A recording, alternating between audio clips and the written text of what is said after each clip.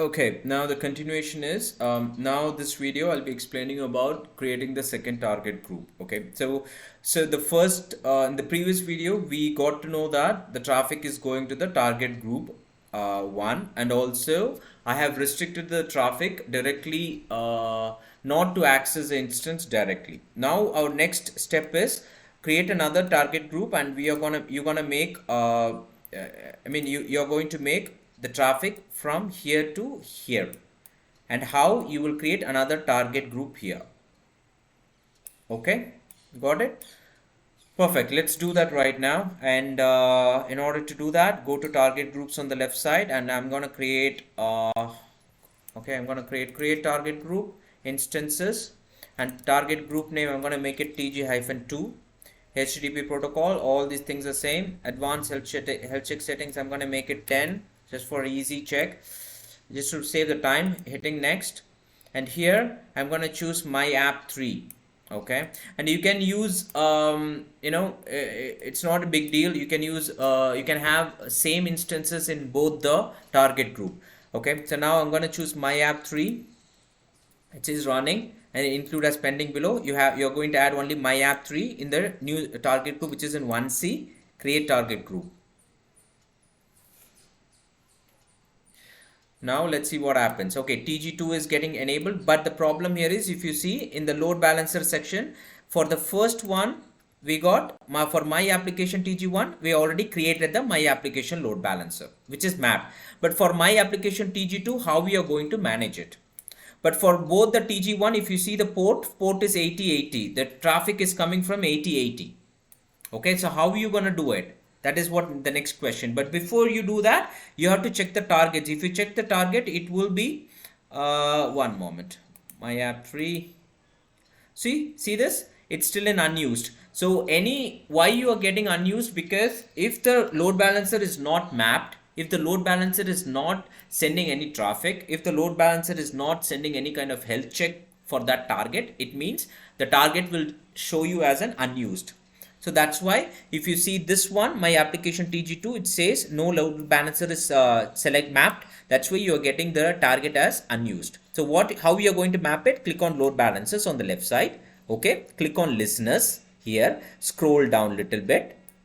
Okay, scroll down, and here you have something called view or edit rules. Okay, click on this. When you hit on this, now this is where you're going to add the rules. Okay, based on which, this like as I told you in the whiteboard, there is a if then condition. So based on that we will do it. Now how are you going to add it? Click on the add symbol, add rules, and then click on insert rule. Okay, and now I'm gonna add a condition. Okay, so what condition? For example, just to go in, we have various options here. Okay, say for example, in your URL path, if it says if it says user, or if it says personal banking, then you go add action, then you forward it to your TG2 likewise. Okay, so we have various if else condition, but for this demo, what I'm going to do is I'm going to click on source IP, and let me see what is my public IP. So my public IP is, let me check what is it's taking. Okay, my public IP is 49.207.203.243. I'm just copying it here, and then here I'm going to paste it here, and then it's asking for the CIDR range. So always /32. Whenever you're typing the IP address alone, it means invisibly it says /32 for now. Just add this, and then add action. So you're forwarding the traffic from this source. So this source is nothing but from my machine. Okay, so I'm assigning to target 2. Now save it. So once you saved it, that's it. Okay, so this is the first rule, and then it's doing it. Okay, now what I'm going to do right now is, if you see this, I'm going to open this incognito window. Okay, and I'm gonna close these things will not work anyways. Now I'm gonna refresh the screen of my DNS name. Now see, I'm getting from 1C. 1C is where? 1C is here. 1C is nothing but I'm talking about this one. See this, I'm talking about this 1C. and my source IP is that one. That's why I keep getting 1C. I keep it keeps routing the traffic. It keeps routing the traffic here. Okay. So it keeps routing the traffic here. Now you can delete the rules, okay, and rules is having like, there are, I mean, if you want to add new rule, you can add new rule. It's all in ascending format, and first one rule will take precedent, then it will execute the second rule, okay. If no rules are there, then what happens is it will execute the last rule. See, request otherwise not routed. If the above rules are not matching, the default rule will execute. Say for example, just for the testing purpose, okay, what I'm going to do is, my public IP is what, 49.207.23 something, okay. Now I'm going to change my network, yeah, okay. So what I'm going to do is this, right now currently I'm connected to my home Wi-Fi network, okay, Surf Excel active. Now I'm going to enable the hotspot, okay.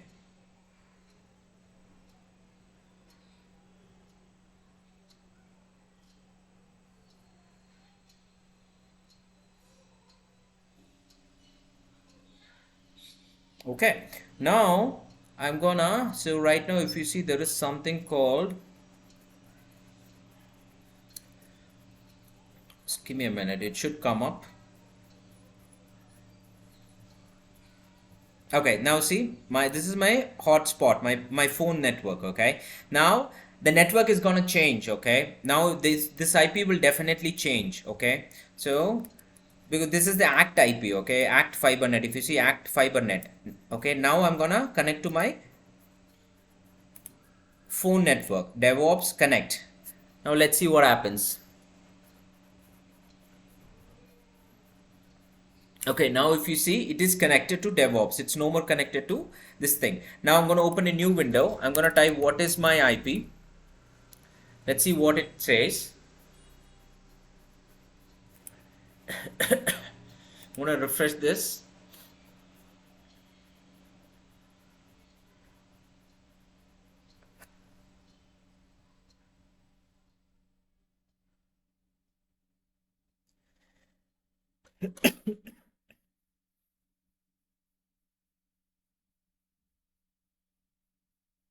Oh, it's taking a lot of time.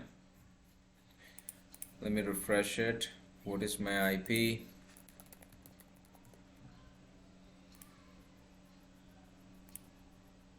Okay, let me try to mobile hotspot. Okay, done again.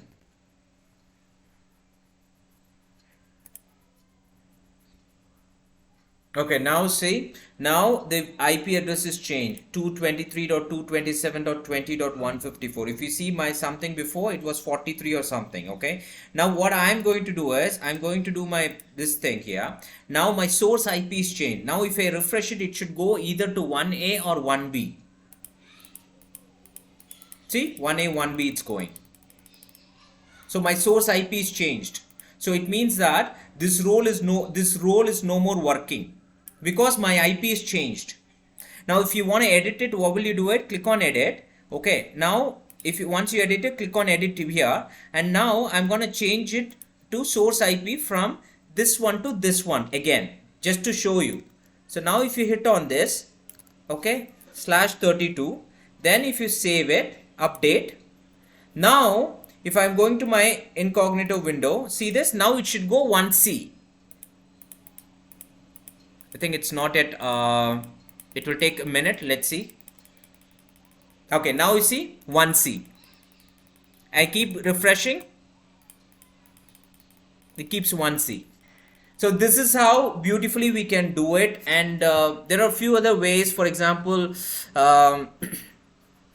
if you really know about the HTTP header or post or get, you can play around with these concepts.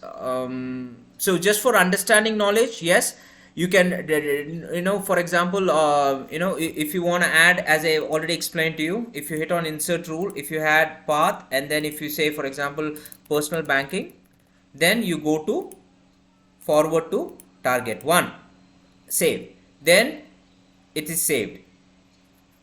It's taking some time. Okay, now if you want something else, okay, I'm inserting add rule and path. And if you see fund transfer in the path, in the URL path, then you go to forward to, then you add TG2, save. So likewise you have, these are all microservices I'm talking about. For one thing, you are putting to one target group. You got it? Now how do you do the group level stickiness? As per the classic load balancer, just come here, and if you want to enable the group level here, come here and click here. There is something called group level stickiness. So you can enable up to 1 hour or 2 hours. Okay, anyways, you guys do a R&D, I mean, this is a basic funda what I'm talking about. So this is how the application load balancer will deviate the traffic. Yeah, I think that's all from my end, guys. Thank you.